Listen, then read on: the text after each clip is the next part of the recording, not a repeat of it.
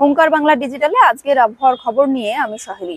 সপ্তাহের শেষে ফের বৃষ্টির ভ্রুকুটি। টানা বৃষ্টির পর গত বৃহস্পতিবার থেকে রোদের দেখা পাওয়া গেলেও হাওয়া অফিস জানিয়েছে উত্তর বঙ্গোপসাগরের উপরে ফের নিম্নচাপ তৈরি হতে পারে, যার প্রভাবে দক্ষিণবঙ্গের জেলাগুলিতে ফের ভারী বৃষ্টির সম্ভাবনা তৈরি হয়েছে।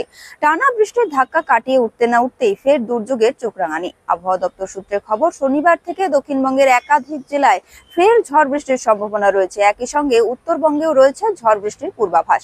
24শে জুলাই পর্যন্ত কলকাতা সহ দক্ষিণবঙ্গের সব জেলায় হালকা থেকে মাঝারি বৃষ্টির সম্ভাবনা রয়েছে বলেই জানাচ্ছে আলিপুর আবহাওয়া দপ্তর।